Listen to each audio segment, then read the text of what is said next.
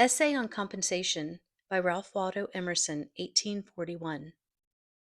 Ever since I was a boy, I have wished to write a discourse on compensation, for it seemed to me when very young that on this subject life was ahead of theology, and the people knew more than the preachers taught. The documents, too, from which the doctrine is to be drawn, charmed my fancy by their endless variety, and lay always before me even in sleep, for they are the tools in our hands, the bread in our basket, the transactions of the street, the farm, and the dwelling house, greetings, relations, debts, and credits, the influence of character, the nature and endowment of all men. It seemed to me also that in it might be shown men a ray of divinity, the present action of the soul of this world, clean from all vestige of tradition, and so the heart of man might be bathed by an inundation of eternal love, conversing with that which he knows was always and always must be, because it really is now. It appeared, moreover, that if this doctrine could be stated in terms with any resemblance to those bright intuitions in which this truth is sometimes revealed to us, it would be a star in many dark hours and crooked passages in our journey that would not suffer to lose our way. I was lately confirmed in these desires by hearing a sermon at church. The preacher, a man esteemed for his orthodoxy, unfolded in the ordinary manner the doctrine of the Last Judgment. He assumed that judgment is not executed in this world, that the wicked are successful, that the good are miserable, and then urged from reason and from Scripture a compensation to be made to both parties in the next life. No offense appeared to be taken by the congregation at this doctrine. As far as I could observe, when the meeting broke up, they separated without remark on the sermon. Yet what was the import of this teaching? What did the preacher mean by saying the good are miserable in present life? Was it that houses and lands, offices, wine, horses, dress, luxury are had by unprincipled men, whilst the saints are poor and despised, and that a compensation is to be made to these last hereafter, by giving them the like gratifications another day, bank stock and doubloons, venison and champagne? This must be the compensation intended, for what else? Is it that they are here to leave to pray and praise, to love and serve men? Why, that they can do now. The legitimate inference the disciple would draw was, we are to have such a good time as the sinners have now. Or, to push it to its extreme import, you sin now, we shall sin by and by, we would sin now if we could, not being successful, we expect our revenge tomorrow. The fallacy lay in the immense concession that the bad are successful, that justice is not done now. The blindness of the preacher consisted in deferring to the base estimate of the market of what constitutes a manly success, instead of confronting and convicting the world from the truth, announcing the presence of the soul, the impotence of the will, and so establishing the standard of good and ill, of success and falsehood. I find a similar base tone in the popular religious works of the day, and the same doctrines assumed by the literary men when occasionally they treat the related topics. I think that our popular theology has gained in decorum and not in principle over the superstitions it has displaced. But men are better than this theology. Their daily life gives it the lie. Every ingenious and aspiring soul leaves the doctrine behind him in his own experience, and all men feel sometimes the falsehood which they cannot demonstrate, for men are wiser than they know. That which they hear in schools and pulpits without afterthought, if said in conversation, would probably be questioned in silence. If a man dogmatize in a mixed company on providence and the divine law, he is answered by a silence which conveys well enough to an observer the dissatisfaction of the hearer, but his incapacity to make his own statement. I shall attempt in this and the following chapter to record some facts that indicate the path of the law of compensation, happy beyond my expectation if if I truly draw the smallest arc of this circle.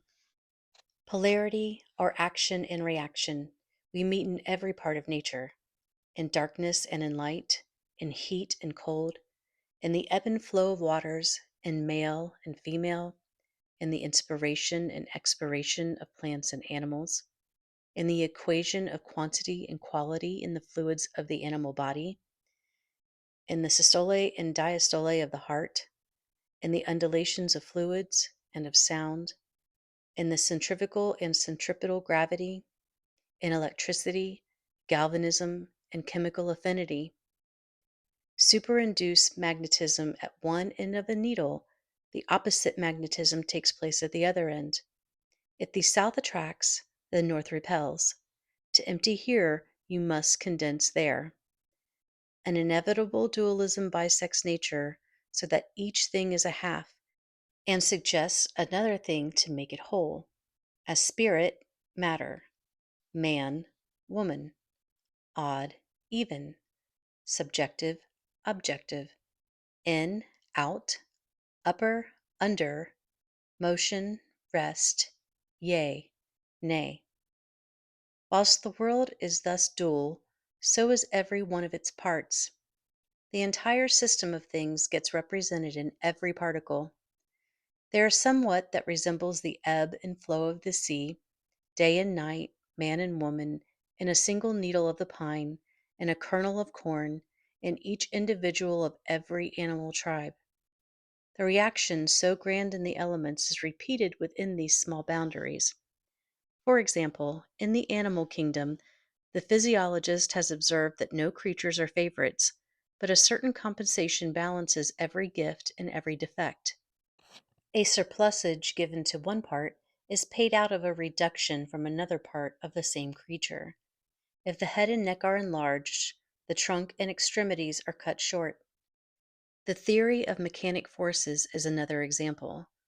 What we gain in power is lost in time, and the converse. The periodic or compensating errors of the planets is another instance. The influences of climate and soil in political history are another. The cold climate invigorates. The barren soil does not breed fevers, crocodiles, tigers, or scorpions. The same dualism underlies the nature and condition of man. Every excess causes a defect, every defect an excess. Every sweet hath its sour, every evil its good.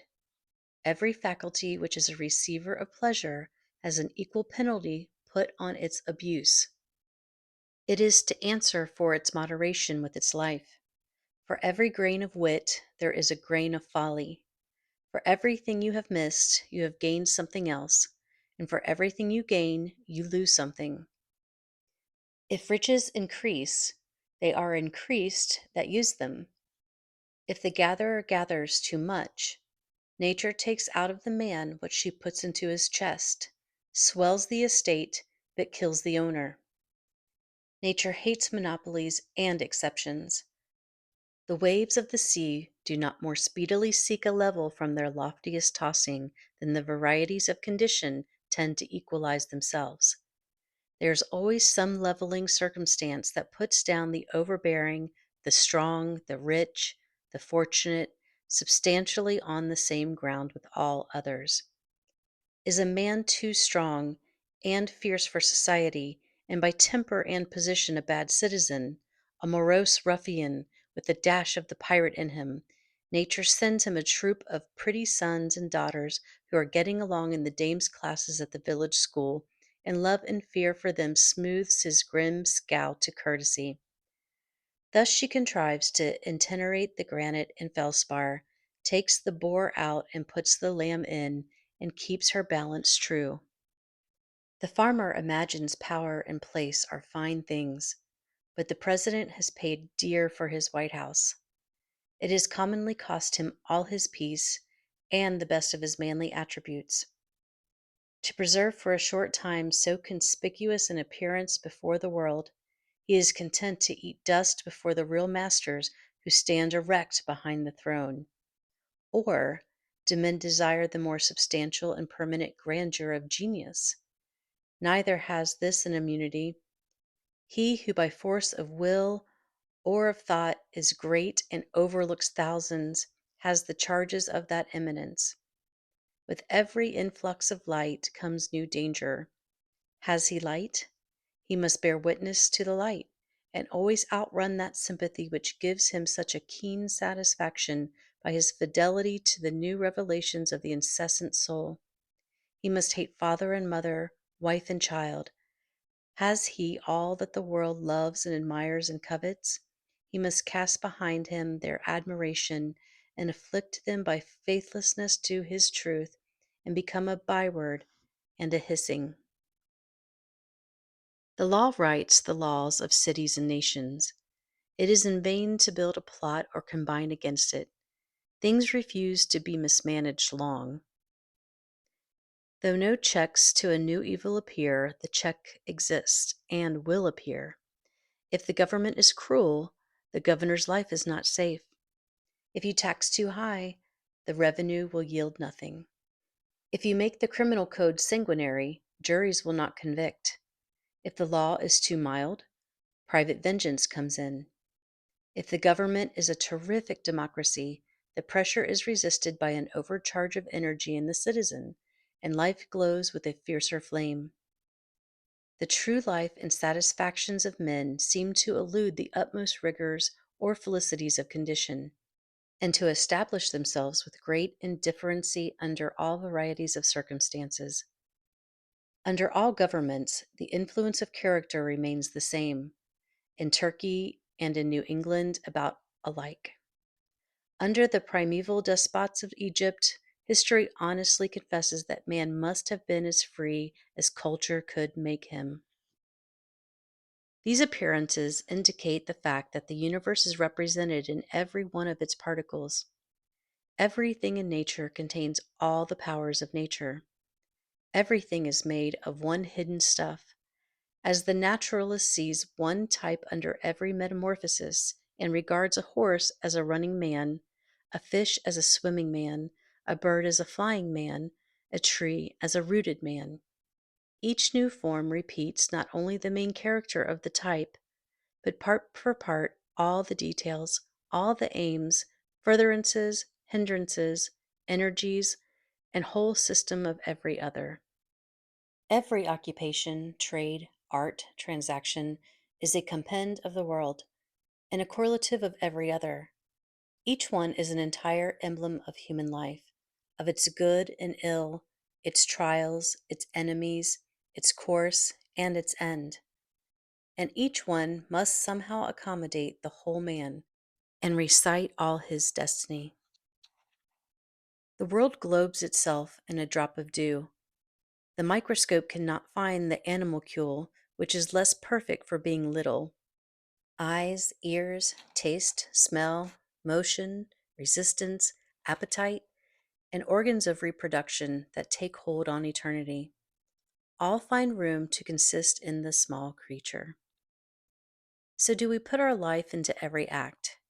The true doctrine of omnipresence is that God reappears with all his parts in every moss and cobweb.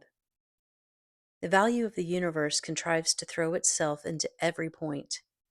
If the good is there, so is the evil. If the affinity, so the repulsion. If the force, so the limitation. Thus is the universe alive. All things are moral. That soul, which within us is a sentiment, outside of us is a law. We feel its inspiration. Out there in history, we can see its fatal strength. Quote, "It is in the world, and the world was made by it." Unquote. Justice is not postponed. A perfect equity adjusts its balance in all parts of life. The dice of God are always loaded. The world looks like a multiplication table or a mathematical equation which, turn it how you will, balances itself. Take what figure you will, its exact value, no more or less, still returns to you. Every secret is told, every crime is punished, every virtue rewarded, every wrong redressed in silence and certainty. What we call retribution is the universal necessity by which the whole appears wherever a part appears. If you see smoke, there must be fire. If you see a hand or a limb, you know that that trunk to which it belongs is there behind. Every act rewards itself, or in other words, integrates itself in a twofold manner. First, in the thing or in real nature, and secondly, in the circumstance or in apparent nature. Men call the circumstance the retribution. The causal retribution is in the thing and is seen by the soul. The retribution in the circumstance is seen by the understanding. It is inseparable from the thing, but is often spread over a long time, and so does not become distinct until after many years. The specific stripes may follow late after the offense, but they follow because they accompany it. Crime and punishment grow out of one stem. Punishment is a fruit that unsuspected ripens within the flower of the pleasure which concealed it. Cause and effect, means and ends, seed and fruit cannot be severed, for the effect already blooms in the cause. The end pre-exists in the means, the fruit in the seed. Whilst thus the world will be whole and refuses to be disparted, we seek to act partially, to sunder, to appropriate. For example, to gratify the senses, we sever the pleasure of the senses from the needs of the character. The ingenuity of man has always been dedicated to the solution of one problem: how to detach the sensual sweet, the sensual strong, the sensual bright, and from the moral sweet, the moral deep, the moral fair, that is again to contrive to cut clean off this upper surface so thin as to leave it bottomless, to get a one end without the other end. The soul says, eat, the body would feast. The soul says, the man and woman shall be one flesh and one soul. The body would join the flesh only. The soul says, have dominion over all things to the ends of virtue. The body would have the power over things to its own ends. The soul strives amain to live and work through all things. It would be only the fact. All things shall be added unto it: power, pleasure, knowledge, beauty. The particular man aims to be somebody, to set up for himself, to truck and higgle for a private good, and in particulars to ride that he may ride, to dress that he may be dressed, to eat that he may eat, and to govern that he may be seen. Men seek to be great. They would have offices, wealth, power, and fame. They think that to be great is to possess one side of nature, the sweet without the other side, the bitter. This dividing and detaching is steadily counteracted. Up to this day, it must be owned, no projector has the smallest success. The parted water reunites behind our hand.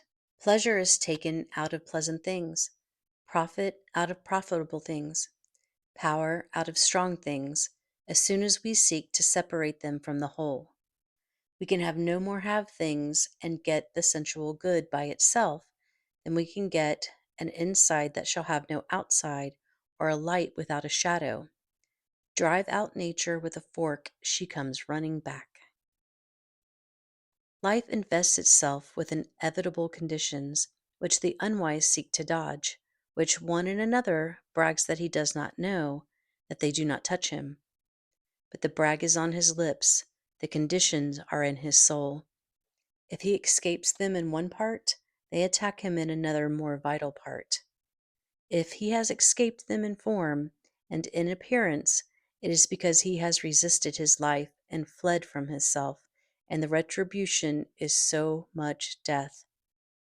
So signal is the failure of all attempts to make this separation of the good from the tax, that the experiment would not be tried, since to try it is to be mad.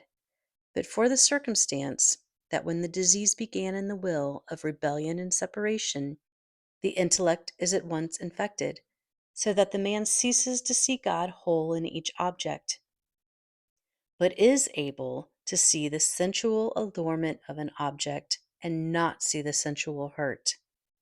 He sees the mermaid's head, but not the dragon's tail, and thinks he can cut off that which he would have from that which he would not have.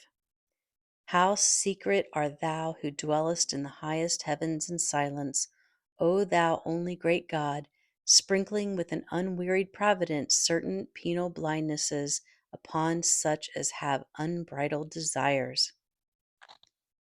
The human soul is true to these facts in the painting of fable, of history, of law, of proverbs, of conversation.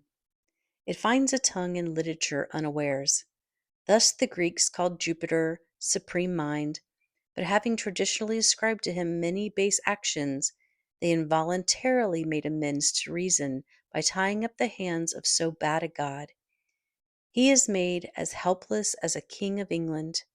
Prometheus knows one secret which Jove must bargain for, Minerva another. He cannot get his own thunders. Minerva keeps the key of them. Quote, of all the gods I only know the keys that ope the solid doors within whose vaults his thunders sleep. Unquote. A plain confession of the inworking of the all and of its moral aim. The Indian mythology ends in the same ethics, and it would seem impossible for any fable to be invented and get any currency which was not moral. Aurora forgot to ask youth for her lover, and though Tithonus is immortal, he is old. Achilles is not quite invulnerable. The sacred waters did not wash the heel by which Thetis held him. Siegfried in the Nibelungen is not quite immortal, for a leaf fell on his back whilst he was bathing in the dragon's blood, and that spot which it covered is mortal. And so it must be. There is a crack in everything God has made. It would seem there is always this vindictive circumstance stealing in it unawares, even into the wild posy in which the human fancy attempted to make a bold holiday, and to shake itself free of the old laws. This backstroke, this kick of the gun, certifying that law is fatal, and that in nature nothing can be given, all things are sold. This is that ancient doctrine of Nemesis, who keeps watch in the universe, and lets no offense go unchastised. The Furies. They said, are attendants on justice, and if the sun in heaven should transgress his path, they would punish him. The poets related that stone walls and iron swords and leathern thongs had an occult sympathy with the wrongs of their owners, that the belt which Ajax gave Hector dragged the Trojan hero over the field at the wheels of the car of Achilles, and the sword which Hector gave Ajax was that on whose point Ajax fell. They recorded that when the Thasians erected a statue to Theogenes, a victor in the games, one of his rivals went to it by night and endeavored to throw it down by repeated blows, until at last he moved it from its pedestal and was crushed to death beneath its fall. The voice of fable has in it somewhat divine. It came from thought above the will of the writer. That is the best part of each writer, which has nothing private in it, that which he does not know, that which flowed out of his constitution and not from his too active invention, that which in the study of a single artist you might not easily find, but in the study of many you would abstract as the spirit of them all. Phidias it is not, but the work of man in that early Hellenic world that I would know. The name and circumstance of Phidias, however convenient for history, embarrass when we come to the highest criticism. We are to see that which man was tending to do in the given period, and was hindered, or if you will, modified in doing, by the interfering volitions of Phidias, of Dante, of Shakespeare, the organ whereby man at the moment wrought. Still more striking is the expression of this fact in the proverbs of all nations, which are always the literature of reason, or the statements of an absolute truth, without qualification. Proverbs, like the sacred books of each nation, are the sanctuary of the intuitions. That which the droning world, chained to appearances, will not allow the realist to say in his own words, it will suffer him to say in Proverbs without contradiction. And this law of laws, which the pulpit, the senate, and the college deny, is hourly preached in all markets and workshops by flights of proverbs whose teaching is as true and as omnipresent as that of the birds and flies. All things are double, one against another, tit for tat, an eye for an eye, a tooth for a tooth, blood for blood, measure for measure, love for love. Give, and it shall be given you. He that watereth shall be watered himself. What will you have? Quoth God. Pay for it and take it. Nothing venture, nothing have. Thou shalt be paid exactly for what thou hast done, no more, no less. Who doth not work shall not eat. Harm watch, harm catch. Curses always recoil on the head of him who imprecates them. If you put a chain around the neck of a slave, the other end fastens itself around your own.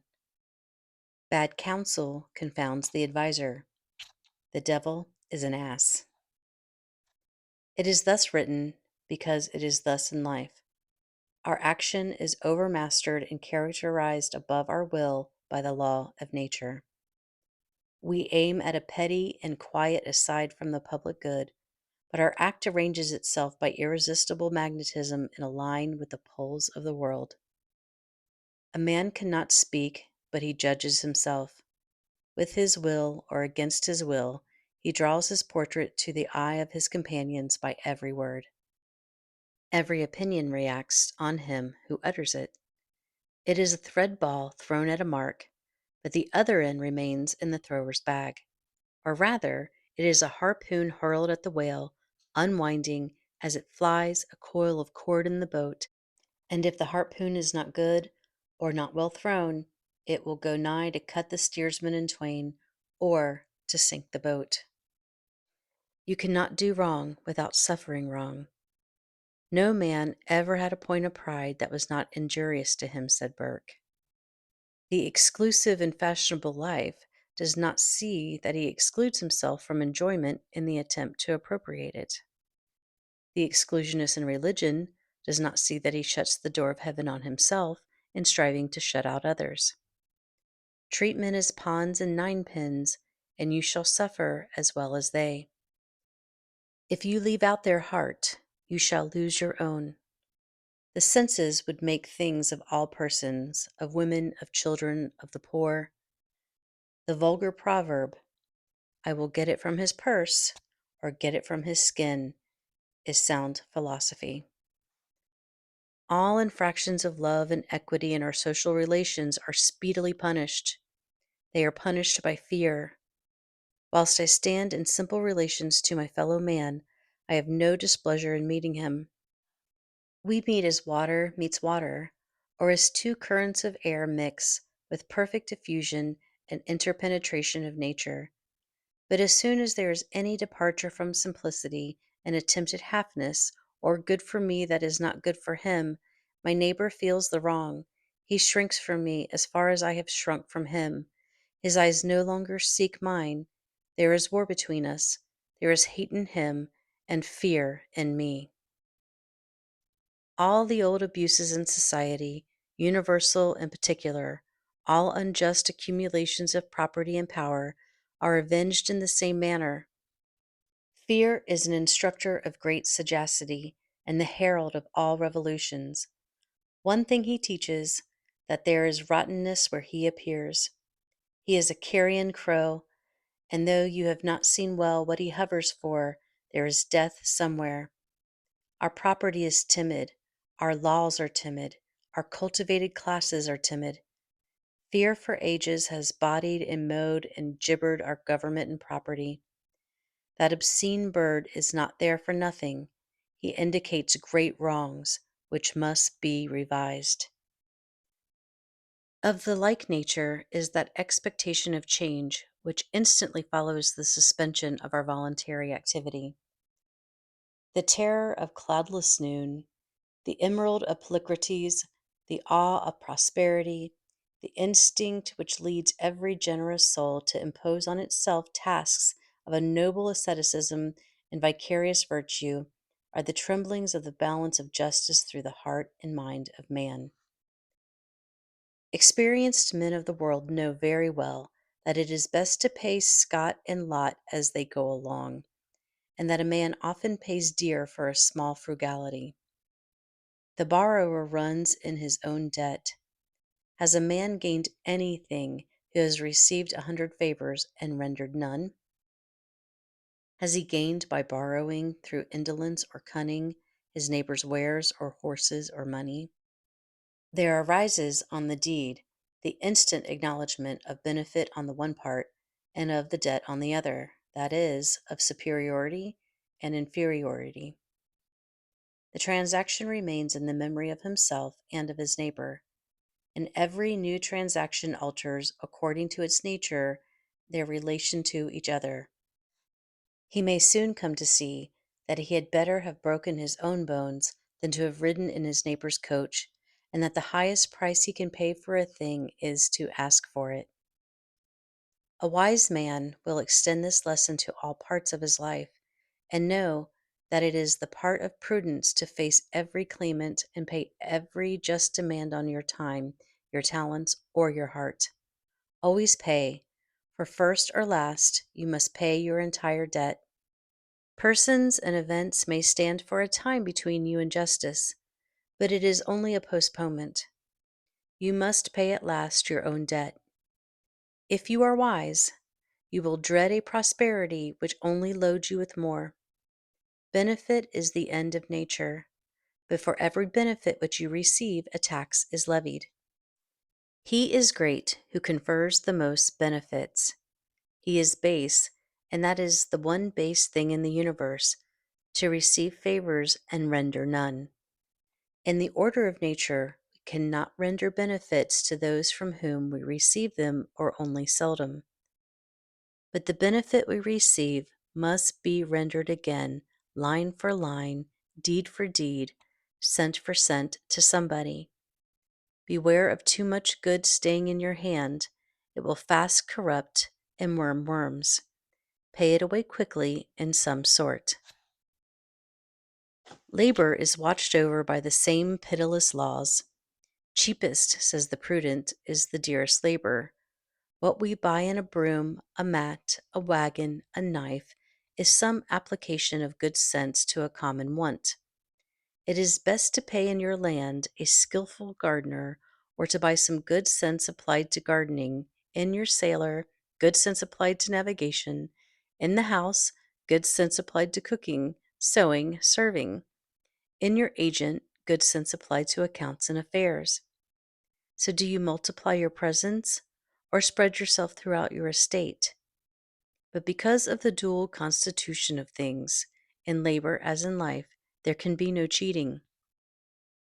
The thief steals from himself. The swindler swindles himself. For the real price of labor is knowledge and virtue, whereof wealth and credit are signs. These signs, like paper money, may be counterfeited or stolen, but that which they represent, namely knowledge and virtue, cannot be counterfeited or stolen. These ends of labor cannot be answered but by real exertions of the mind, and in obedience to pure motives. The cheat, the defaulter, the gambler, cannot extort the knowledge of material and moral nature which his honest care and pains yield to the operative. The law of nature is, do the thing, and you shall have the power. But they who do not the thing have not the power. Human labor, through all its forms, from the sharpening of the stake to the construction of a city or an epic, is one immense illustration of the perfect compensation of the universe. The absolute balance of give and take, the doctrine that everything has its price, and if that price is not paid, not that thing but something else is obtained, and that it is impossible to get anything without its price.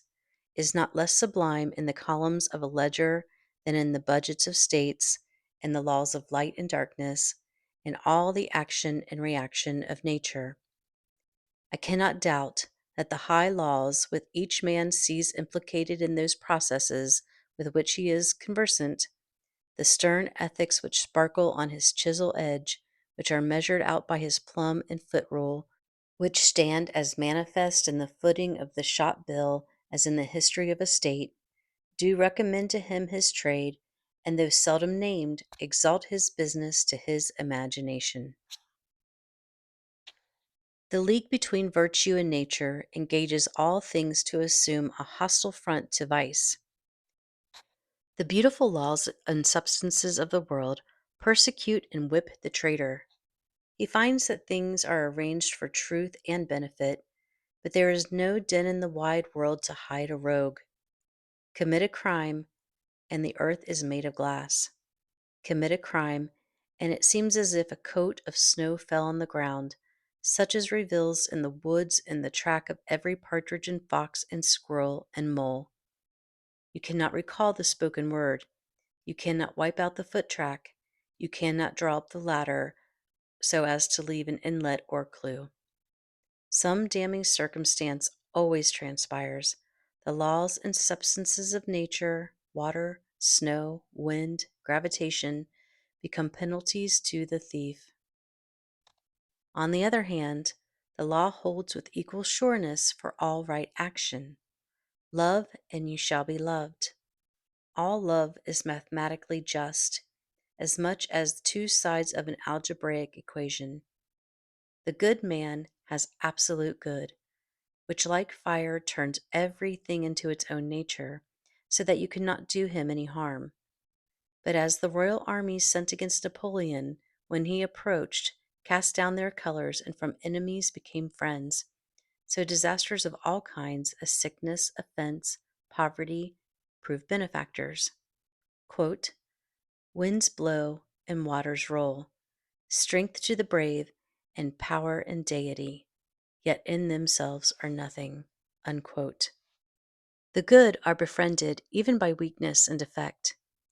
As no man had ever a point of pride that was not injurious to him, so no man ever had a defect that was not somewhere made useful to him.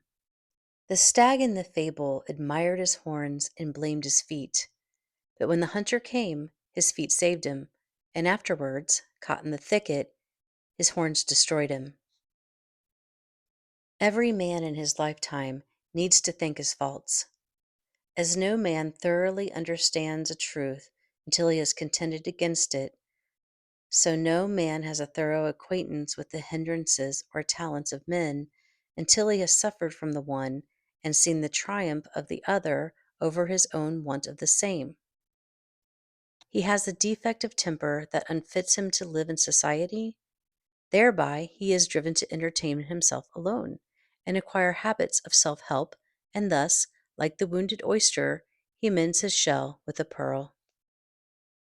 Our strength grows out of our weaknesses. The indignation which arms itself with secret forces does not awaken until we are pricked and stung and sorely assailed. A great man is always willing to be little. Whilst he sits on the cushion of advantages, he goes to sleep. When he is pushed, tormented, defeated, he has a chance to learn something. He has been put on his wits, on his manhood. He has gained facts, learns his ignorance, is cured of the insanity of conceit, has got moderation and real skill. The wise man throws himself on the side of his assailants. It is more his interest than it is theirs to find his weak point. The wound cicatrizes and falls off from him like a dead skin, and when they would triumph, lo, he is passed on invulnerable. Blame is safer than praise. I hate to be defended in a newspaper. As long as all that is said against me, I feel a certain assurance of success. But as soon as honeyed words of praise are spoken for me, I feel as one that lies unprotected before his enemies. In general, every evil to which we do not succumb is a benefactor. As the Sandwich Islander believes that the strength and valor of the enemy he kills passes into himself, so we gain the strength of the temptation we resist. The same guards which protect us from disaster, defect, and enmity defend us, if we will, from selfishness and fraud. Bolts and bars are not the best of our institutions, nor is shrewdness in a trade a mark of wisdom. Men suffer all their life long under the foolish superstition that they can be cheated. But it is as possible for a man to be cheated by any one but himself as for a thing to be and not to be at the same time. There is a third silent party to all our bargains. The nature and soul of things take on itself the guarantee of fulfillment of every contract, so that honest service cannot come to loss. If you serve an ungrateful master, serve him the more. Put God in your debt, every stroke will be repaid. The longer the payment is withholden, the better for you, for compound interest on compound interest is the rate and usage of this exchequer. The history of persecution is a history of endeavors to cheat nature, to make water run uphill, to twist a rope of sand. It makes no difference whether the actors be many or one, a tyrant or a mob. A mob is a society of bodies voluntarily bereaving themselves of reason and traversing its work. The mob is a man voluntarily descending to the nature of the beast. Its fit hour of activity is night. Its actions are insane, like its whole constitution. It persecutes a principle. It would whip a right. It would tar and feather justice by inflicting fire and outrage upon the houses and persons of those who have these. It resembles the prank of boys who run with fire engines to put out the ruddy aurora streaming to the stars. The inviolate spirit turns their spite against the wrongdoers. The martyr cannot be dishonored. Every lash inflicted is a tongue of fame. Every prison a more illustrious abode. Every burned book or house enlightens the world. Every suppressed or expunged word reverberates through the earth from side to side. Hours of sanity and consideration are always arriving to communities as to individuals when the truth is seen and the martyrs were justified. Thus do all things preach the indifferency of circumstances. The man is all. Everything has two sides, a good and an evil. Every advantage has its tax. I learned to be content, but the doctrine of compensation is not the doctrine of indifferency. The thoughtless say, on hearing these representations, "What boots it to do well? There is one event to good and evil. If I gain any good, I must pay for it. If I lose any good, I gain some other. All actions are indifferent." There is a deeper fact in the soul than compensation, to wit, its own nature. The soul is not a compensation, but a life. The soul is. Under all this running sea of circumstance, whose waters ebb and flow with perfect balance, lies the aboriginal abyss of real being. Essence, or God, is not a relation or a part, but the whole. Being is the vast affirmative, excluding negation, self-balanced and swallowing up all relations, parts, and times within itself. Nature, truth, virtue are the influx from thence. Vice is the absence or departure of the same. Nothing, falsehood, may indeed stand as the great night or shade on which, as a background, the living universe paints itself forth. But no fact is begotten by it. It cannot work, for it is not. It cannot work any good. It cannot work any harm. It is harm inasmuch as it is worse not to be than to be. We feel defrauded of the retribution due to evil acts because the criminal adheres to his vice and contumacy and does not come to a crisis or judgment anywhere in visible nature. There is no stunning confutation of his nonsense before men and angels. He has therefore outwitted the law.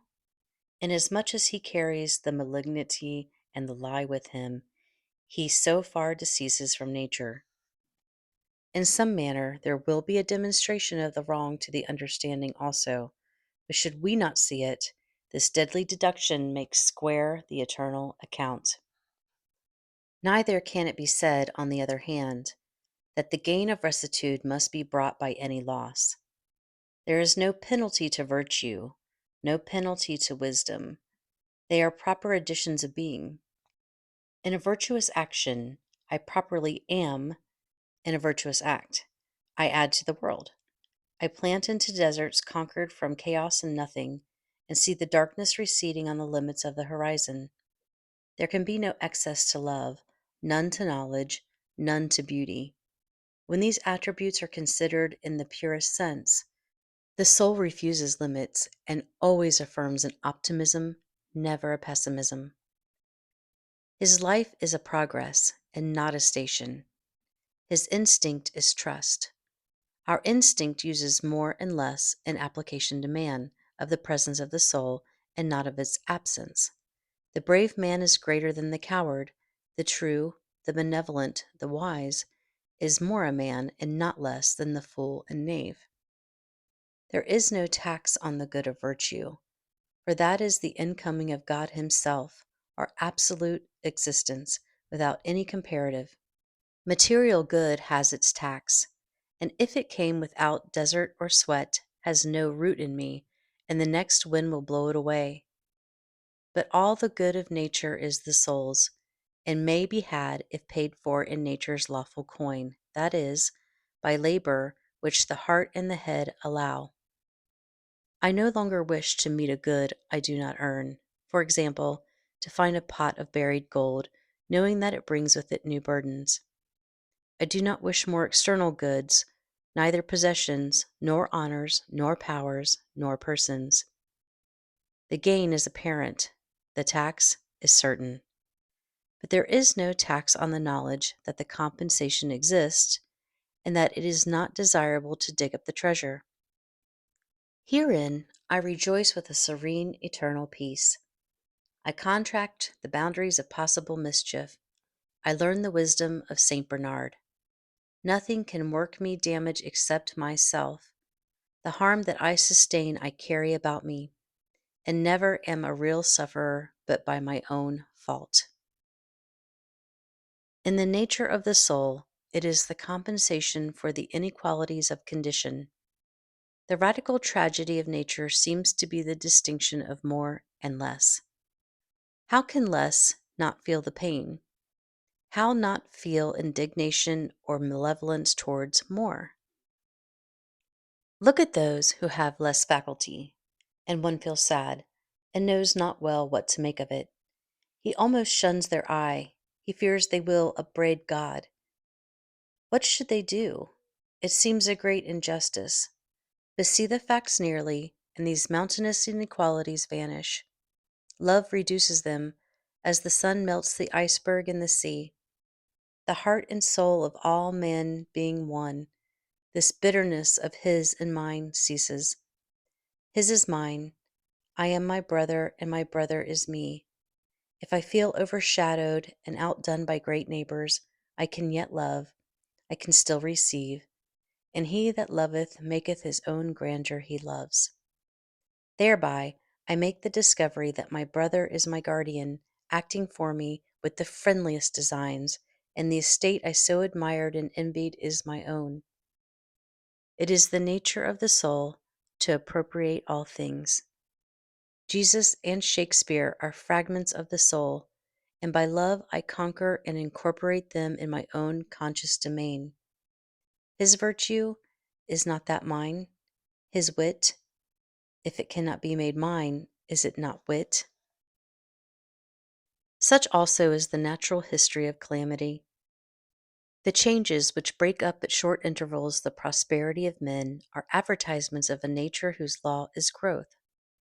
Every soul is by this intrinsic necessity quitting its whole system of things, its friends, and home, and laws, and faith, as the shellfish crawls out of its beautiful but stony case, because it no longer admits of its growth, and slowly forms a new house. Compare with Oliver Wendell Holmes' poem Nautilus. In proportion to the vigor of the individual, these revolutions are frequent, until, in some happier mind, they are incessant, and all the worldly relations hang very loosely about him, becoming, as it were, a transparent fluid membrane through which the living form is seen, and not, as in most men, an indurated heterogeneous fabric of many dates, and of no settled character in which the man is imprisoned. Then there can be enlargement, and the man of today scarcely recognizes the man of yesterday. And such should be the outward biography of man in time, a putting off of dead circumstances day by day, as he renews his raiment day by day. But to us, in our lapsed estate, resting, not advancing, resisting, not cooperating with the divine expansion, this growth comes by shocks. We cannot part with our friends. We cannot let our angels go. We do not see that they only go out, that archangels may come in. We are idolaters of the old. We do not believe in the riches of the soul, in its proper eternity and omnipresence. We do not believe there is any force in our today to rival or recreate that beautiful yesterday. We linger in the ruins of the old tent, where once we had bread and shelter and organs, nor believe that the spirit can feed, cover, and nervous again. We cannot again find aught so dear, so sweet, so grateful. But we sit and weep in vain.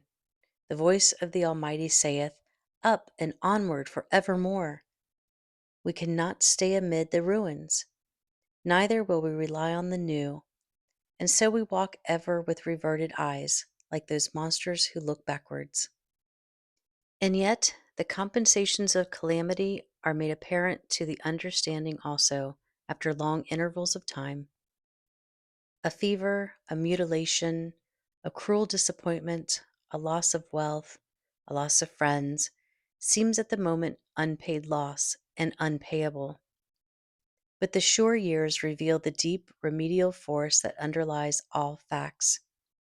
The death of a dear friend, wife, brother, lover, which seemed nothing but privation, somewhat later assumes the aspect of a guide or genius, for it commonly operates revolutions in our way of life, terminates an epoch of infancy or of youth which was waiting to be closed, breaks up the wonted occupation, or a household, or style of living, and allows the formation of new ones more friendly to the growth of character. It permits or constrains the formation of new acquaintances, and the reception of new influences that prove of the first importance to the next years. And the man or woman who would have remained a sunny garden flower, with no room for its roots and too much sunshine for its head by the falling of the walls and the neglect of the gardener, is made the banyan of the forest, yielding shade and fruit to wide neighborhoods of men. This concludes Emerson's essay on compensation. If you received value from this video, please hit the like button and subscribe to this channel for more audiobook videos. From the bottom of my heart, thank you for your support.